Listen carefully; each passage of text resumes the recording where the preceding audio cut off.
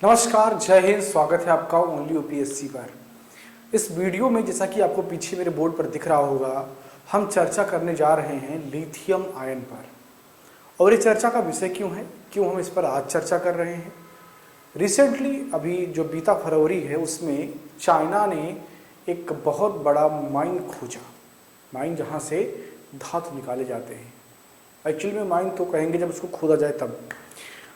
तो चाइना ने एक लिथियम का बड़ा भंडार खोजा है और कहाँ पर, माउंट एवरेस्ट के तलछटी में खोजा है। ठीक है ना। और ये एक तरीके से चाइना के लिए कितनी बड़ी बात है, इसको आप अभी आगे समझ पाएंगे जब आप ये जान पाएंगे कि लिथियम का आखिर फायदा क्या है। लिथियम कितनी बड़ी क्रांति होने वाला है पूरी दुनिया के लिए। जब आप इसको समझ जाएंगे और उसके बाद में फिर आप बहुत इजीली समझ पाएंगे कि चाइना इतना खुशी क्यों है और चाइना इससे क्या हासिल कर सकता है इस लिथियम आयन भंडार से। और सबसे अच्छी बात क्या है, सोने पर सुहागा वाली बात यह है कि ये जो लिथियम मिला है ये नियर द सरफेस है, यानी कि धरातल के बहुत नजदीक है। इसकी वजह से क्या होगा कि माइनिंग का खर्चा बहुत कम हो जाएगा। जब कोई धातु सरफेस के बहुत नज़दीक मिल जाती है तो उसके माइनिंग का खर्चा बहुत कम हो जाता है और बहुत ही इफ़ेक्टिव रेट में अगर वो चाइना को मिल गया तो चाइना उसका सर्वोत्तम उपयोग करके जो चाहता है वो कर सकता है। लिथियम पर वैज्ञानिक बात करें उससे पहले हम ये समझेंगे कि उसका इम्पैक्ट वर्ल्ड वाइड पॉलिटिक्स पर क्या पड़ेगा। हम बात करेंगे उसके वैज्ञानिक पहलू पर, लेकिन उससे पहले ये समझें कि आखिर ये खेल राजनीति, राजनयन और विदेशी नीति से कैसे जुड़ता है। अमेरिका जिसकी दादागिरी आप लगभग पिछले 100 साल से देख रहे हैं, और उसकी दादागिरी के पीछे जो सबसे बड़ी चीज है वो जानते हैं क्या है, वो है हाइड्रोकार्बन एनर्जी। हाइड्रोकार्बन एनर्जी सबसे बड़ा कारण है। हाइड्रोकार्बन एनर्जी क्या है, सबसे बड़ा कारण है जिसकी वजह से अमेरिका की दादागिरी जो है लगातार आपको देखने को मिल रही है और वर्ल्ड वाइड देखने को मिल रही है। ठीक है ना, वर्ल्ड वाइड आपको देखने को मिल रही है। मेरा मार्कर दिक्कत कर रहा है, फिर भी देखते हैं। हाँ, तो अमेरिका जो है वर्ल्ड वाइड जो अपना दादागिरी चला पाता है उसकी जो सबसे बड़ी वजह है वो हाइड्रोकार्बन एनर्जी है। और कैसे, क्योंकि उसके पास भी एक बड़ा भंडार है हाइड्रोकार्बन एनर्जी का। और इसके अलावा उसने जो दोस्ती अपनी बनाई हुई है उन देशों से ही बनाई हुई है जहाँ पर हाइड्रोकार्बन एनर्जी है, यानी कि जहाँ पर फ्यूल है, जहाँ पर गैस है, वहाँ अमेरिका ने अपने संबंध बनाए हैं या अपना डोमिनेंस बनाया है। आप दुनिया का इतिहास उठा करके देख लीजिए, आफ्टर 1950 आपको अमेरिका हर उस जगह पर उंगली करता हुआ दिखाई पड़ेगा जहां पर आपको हाइड्रोकार्बन रिसोर्सेस मिलेंगे, जहां पर आपको ऑयल मिलेंगे, जहां पर आपको गैस मिलेंगे, नेचुरल गैस मिलेंगे, वहां पर अमेरिका उंगली करता हुआ आपको जरूर मिलेगा। For example Iran, for example Iraq, for example Venezuela. ये सब कैसे देश हैं, यहाँ पर बहुत सारे क्रूड ऑयल हैं। इनफैक्ट रसिया नेचुरल गैस का सबसे बड़ा भंडार वो अपने पास रखता है, वहां भी उनके इंटरेस्ट है। मध्य एशिया में जहां जहां पर उनको रिसोर्सेस दिखते हैं, ऑस्ट्रेलिया हो, वो अपना इंटरेस्ट रखे हुए हैं और उनसे संबंध बना करके रखते हैं। और यही रीजन है कि उनकी दादागिरी चल रही है। अब अगर कल को इस हाइड्रोकार्बन एनर्जी का एक जो है दूसरा अल्टरनेटिव विकल्प लिथियम आयन बन जाए और अमेरिका के पास में इसका भंडार कम रहे तो दादागिरी तो खत्म, टाटा फिश, जिसकी लाठी उसी की भैंस होती है। चाइना की जो सबसे बड़ा जो उसका एक कह सकते हैं कि प्लान है, जो उसका सबसे बड़ा एजेंडा है और अमेरिका को नीचे गिराने का जो एजेंडा है, उसके केंद्र में है लिथियम। अब आप कहेंगे लिथियम है क्या, इतना बड़ा खेल लिथियम का कैसे हो सकता है, अमेरिका जैसे बड़ी बड़े देश जो है शरण में आ सकते हैं, ये क्या है, इसका खेल थोड़ा सा समझते हैं। कैसे समझेंगे, विज्ञान के छात्रों ने पीरियोडिक टेबल रटा होगा, पीरियोडिक टेबल में उनको मिला होगा कैसे रटते हैं? Hydrogen, helium, lithium. लिथियम पे रुक जाइए। लिथियम की जो प्रॉपर्टी होती है वो क्या है? ये लाइटेस्ट एलिमेंट है। क्या है? लाइटेस्ट, बहुत हल्का। हाइड्रोजन बहुत हल्का होता है। आप जब ऊपर से नीचे की ओर जाते हैं तो आपको जो है क्या होगा? डेंसिटी कम मिलेगा और डेंसिटी आपकी बढ़ती चली जाएगी। तो आपका हाइड्रोजन बहुत हल्का, हीलियम हल्का, लिथियम बहुत हल्का है। तो जो आपका लिथियम है ना, वो लाइटेस्ट एलिमेंट है, बहुत हल्का होता है। लो डेंसिटी, डेंसिटी बहुत कम है। हाई इलेक्ट्रोकेमिकल प्रॉपर्टी के कारण इसके अंदर पोटेंशियल होता है बहुत ज्यादा एनर्जी को कंज्यूम करने का। ये तो बहुत वैज्ञानिक बात हो गई। जीएस वाले कैसे समझे? ऐसे समझिए कि कुल जमा बात ये है कि जो लिथियम है ना, इसकी प्रॉपर्टी ऐसी है कि ये एनर्जी को बहुत ज्यादा कंज्यूम कर सकता है। अब अगर ये एनर्जी को कंज्यूम कर सकता है तो इसका इस्तेमाल हम कहां करेंगे? बैटरी बनाने के लिए। क्या? बैटरी बनाने के लिए इसका इस्तेमाल हम करेंगे। आप कहेंगे सर बैटरी तो किसी और चीज से बनता है। बिल्कुल सही, लेड एसिड बैटरीज का इस्तेमाल अभी धड़ल्ले से हो रहा है। आपके कार में, आपके मोटरसाइकिल में जो बैटरी लगी हुई है, इनफैक्ट आज से 7-8 वर्ष पहले जब घर में लाइट कम आती थी तो टीवी और सीडी चलाने के लिए बैटरी का इस्तेमाल होता था। वो बैटरी भी आपका लेड एसिड बैटरी ही हुआ करता था। लेकिन ये बैटरी जो है इतने बड़े बड़े होते हैं जितना लिथियम आयन। अब आपने जो है शायद ही गौर किया हो कि जो मोबाइल फोन से वो दिनों दिन पतले होते चले जा रहे हैं। क्या हो रहे हैं? पतले हो रहे हैं। मोटा होने की बजाय पतले हो रहे हैं और फीचर्स बढ़ रहे हैं। अगर फीचर्स बढ़ रहे हैं तो वो बैटरी कंज्यूम करते हैं। भाई पहले क्या था कि केवल फोन आता था, फोन जाता था, डिस्प्ले थोड़ा सा दिखता था, छोटा सा डिस्प्ले होता था। आप याद करिए आज के 10-12 साल पहले की जो मोबाइल्स होती थी जिनमें कीपैड होते थे, छोटा सा डिस्प्ले, बहुत कम बैटरी की जरूरत थी। और उसके बाद में जो बैटरी थी ना, आज की जो बैटरी है उससे अगर कंपेयर आप करने जाएंगे तो उससे कई गुना ज्यादा मोटी होती थी। लेकिन धीरे धीरे क्या हुआ? फोन पतला हुआ, फोन आपका ज्यादा फीचर के साथ आने लगा, स्क्रीन बड़ी होने लगी। आपने वीडियो जो है देखना उस पर स्टार्ट कर दिया, बड़े बड़े वीडियोस। इसके अलावा लाइव स्ट्रीम भी आप उस पर बहुत आसानी से देख पाते हैं। बैटरी कहां से आ रही गुरु? कहां से? कोई मोबाइल को लैपटॉप के जैसा नहीं यूज करता है या डेस्कटॉप के जैसा कि हमेशा जो है कनेक्ट करके लाइट में चला रहा है, ऐसा नहीं है। इसका मतलब यह है कि जो उसका ऊर्जा क्षमता है ना, वो जरूर बढ़ा होगा। अगर ऊर्जा क्षमता उसका न बढ़ता तो मोबाइल आपका उतना इफिशिएंट नहीं हो पाता, उतना ज्यादा वर्क नहीं कर पाता। तो ऊर्जा किससे मिलता है मोबाइल को? किससे? लिथियम आयन बैटरी से। इसको लायन भी कहा जाता है। लिथियम आयन बैटरी से ही आपके मोबाइल फोन को ऊर्जा मिलता है। एक बार चार्ज करते हैं, दिन भर चलता है। अब तो हमारे ऐसे फोन आ गए हैं कि 10 से 15 मिनट में चार्ज हो जाते हैं, पूरा दिन चलते हैं।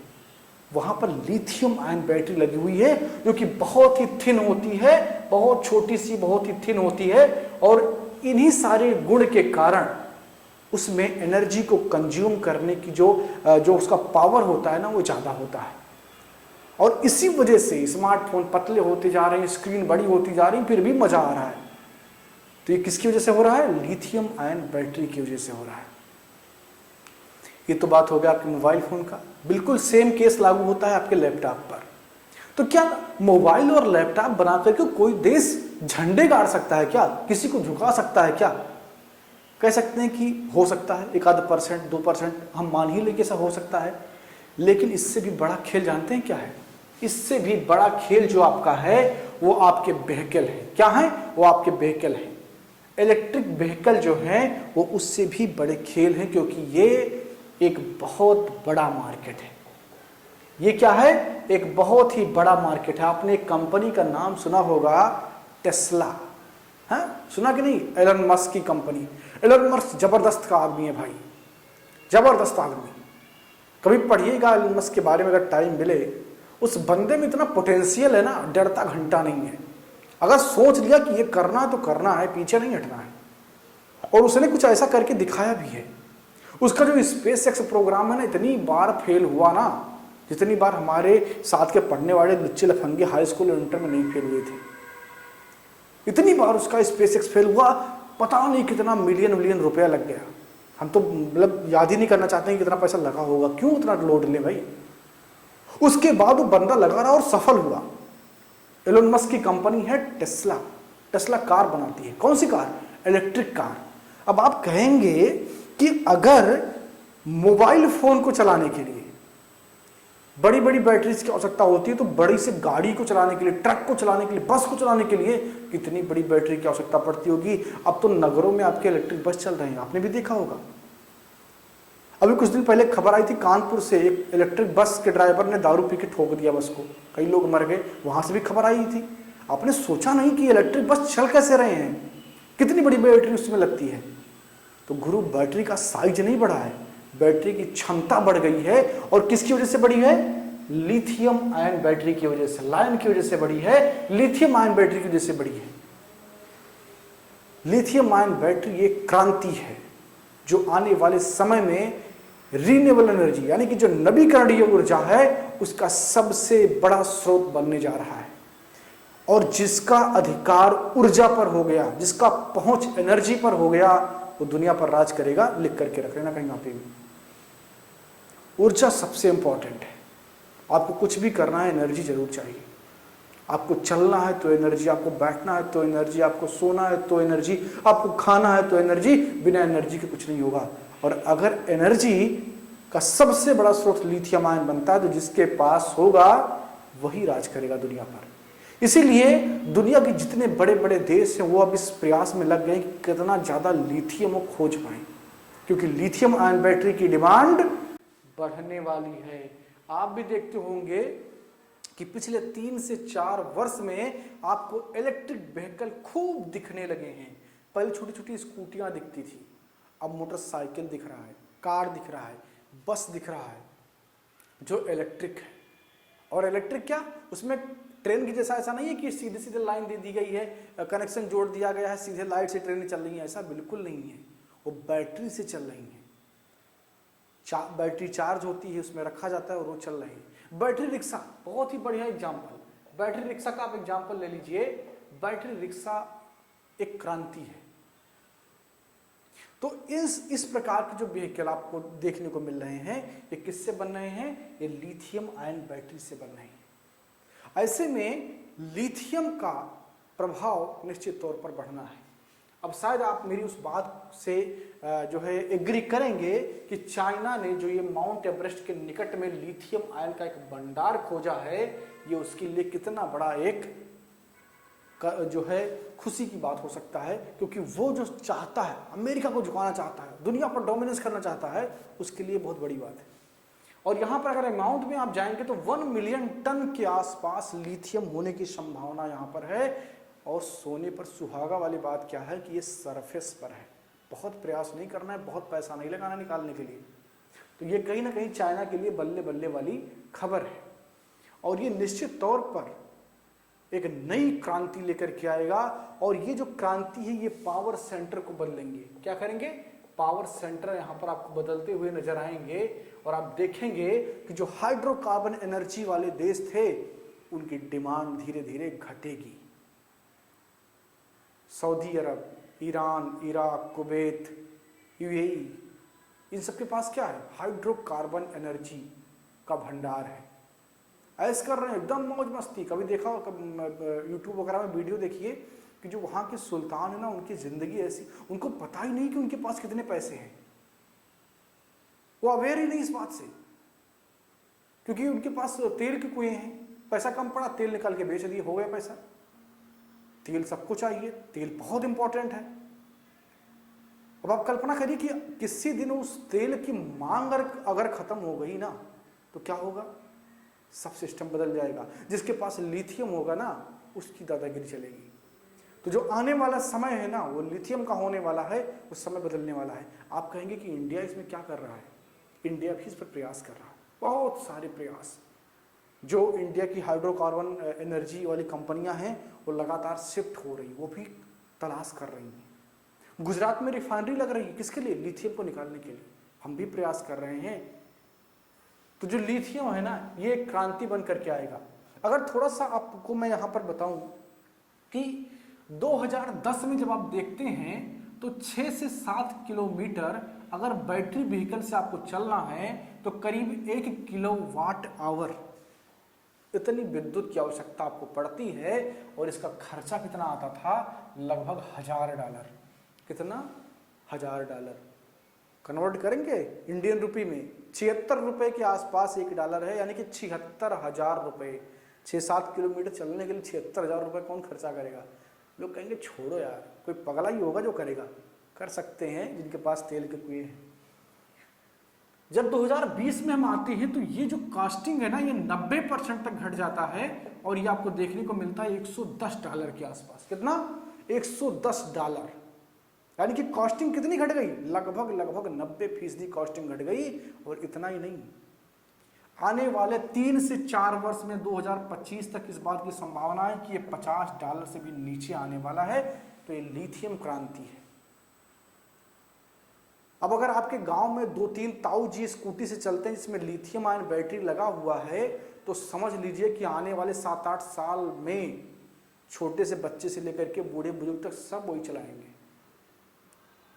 और लिथियम की डिमांड बढ़ जाएगी। हाइड्रोकार्बन एनर्जी की डिमांड कम हो जाएगी, पावर सेंटर दुनिया के बदलेंगे। तो इसीलिए पूरी दुनिया लिथियम लिथियम लिथियम खोज रही है। तो मैं उम्मीद करता हूं कि ये बात गंभीरता से आप समझ पा रहे होंगे कि लिथियम का उपयोग कितना ज़्यादा है। अब यहाँ पर कुछ फैक्ट जो आपको नोट करने चाहिए, अवश्य नोट करने चाहिए। बोल्विया, चिली और अर्जेंटीना ये लैटिन अमेरिकी देश हैं। इनको लिथियम ट्रायंगल कहा जाता है। क्या कहा जाता है? Lithium triangle. यहाँ पर बहुत ज़्यादा लिथियम पाया जाता है। अगर लिथियम के रिजर्व की बात करें तो सबसे ज़्यादा लिथियम जो आपका है वो लैटिन अमेरिकी देशों में पाया जाता है, अलॉन्ग विद ऑस्ट्रेलिया। ऑस्ट्रेलिया को भी अगर उसमें जोड़ लें तो करीब 64% जो रिजर्व है लिथियम आयन का वो यहीं से हो जाता है। ऑस्ट्रेलिया प्लस लैटिन अमेरिकी देश बोल्विया, चिली और अर्जेंटीना। लेकिन उसमें एक बिग प्लेयर के रूप में चाइना उभरा है। अगर इस रिजर्व को ध्यान में रखें तो चाइना करीब 3रे स्थान पर आ जाता है लिथियम आयन में। बहुत दूर है अमेरिका, रसिया वाले बहुत दूर है। तो इसलिए चाइना आने वाले समय में अपने इस लिथियम भंडार का प्रयोग करके एक नया पावर सेंटर बन सकता है। यहां पर एक चीज आपको जानना जरूरी है कि जो लिथियम आयन है इसके साथ सब कुछ अच्छा नहीं है कि सब बेहतर ही बेहतर है, मतलब क्वालिटी कुछ बेकार ही नहीं है। बेकार दिक्कत क्या है? आपने आज के 2-3 साल पहले कुछ खबरें ऐसी पड़ी होंगी या सुनी होंगी या कुछ भ्रम भी आपको बताया गया होगा जिसमें मोबाइल फोन ब्लास्ट हुए कि किसी ने मोबाइल चार्जिंग पर लगाया हो तो दब गया भड़ाम से। क्या ऐसा हो सकता है? बिल्कुल हो सकता है। लिथियम की प्रॉपर्टी है, लिथियम जो है ये जब टेम्परेचर ज़्यादा होगा, अगर 46 से 50 के आसपास टेम्परेचर चला गया या इससे अबव अगर चला गया तो इसका जो चार्जिंग कैपेसिटी है ना वो कम हो जाता है, अलॉन्ग विथ जो इसका जो स्टोर करने का कैपेसिटी है एनर्जी को वो भी घट जाता है। और कई बार जब बहुत तेजी से ये घटता है तो ये फट भी सकता है, ये बम का काम भी कर सकता है। अभी जो आपकी गाड़ियां हैं जैसे आपके 4 व्हीलर हैं या जो आपके 2 व्हीलर हैं, आप जब उनको चला रहे होते हैं 100 किलोमीटर चला लिया, 150 किलोमीटर चला लिया तो क्या होते हैं? वो हीट हो जाते हैं, बहुत ज़्यादा वो हीट हो जाते हैं। और ये जब हीट हो जाएंगे और इनके पास कहीं लिथियम आयन बैटरी लगी होगी तो गुरु गड़बड़ हो सकता है, ये फट सकते हैं। इसीलिए जो नए व्हीकल बन रहे हैं आप देखिएगा कि वहाँ उनकी बैटरी कहाँ पर लगी है। आप देखेंगे कि उनकी बैटरी ऐसी जगह पर लगाई जाती है जहाँ पर हीट ना हो। अगर लिथियम आयन बैटरी लगी हुई है, वहाँ का टेम्परेचर बढ़ा तो लिथियम आयन बैटरी का काम करना कम हो जाएगा और विशेष परिस्थितियों में ब्लास्ट वगैरह भी हो सकता है। तो बहुत सारी सिक्योरिटीज़ का भी वहाँ पर ध्यान रखना होगा। अब जो बात मैं आपको बता रहा हूँ प्रैक्टिकली आप इसको देख भी सकते हैं। आप गर्मी में और ठंडी में कंपेयर करके देखिएगा, आपके मोबाइल की चार्जिंग गर्मी में कम रुकती है और ठंडी में ज़्यादा रुकती है लिथियम आयन बैटरी की वजह से। क्योंकि जो लिथियम आयन बैटरी हैं वो जैसे जैसे टेम्परेचर बढ़ता है उनकी क्षमता घटती चली जाती है। तो ये है चाइना का एक नया खोज आविष्कार, इस पर बात करना जरूरी था। उम्मीद करता हूँ कि ये बात आपको पूरी समझ में आई होगी। लिथियम को आपने समझा वैज्ञानिक दृष्टिकोण से, वर्ल्ड डिप्लोमेसी के दृष्टिकोण से और नए युग की एक शुरुआत के दृष्टिकोण से। तो लिथियम को लेकर के आप क्या सोचते हैं, कमेंट बॉक्स में ज़रूर लिखना। आपकी राय महत्वपूर्ण है, मैं उसे ज़रूर पढ़ूंगा। जिनकी राय मुझे ठीक लगेगी, हर रिव्यू नहीं मिलेगा। तो अगर वीडियो आपको पसंद आई हो तो प्लीज़ लाइक करें, अपने दोस्तों में शेयर करें और अगर नए हैं तो चैनल को सब्सक्राइब कर लें, बेल आइकन को प्रेस कर लें ताकि आगे की नोटिफिकेशन भी आपको मिलते रहें। धन्यवाद।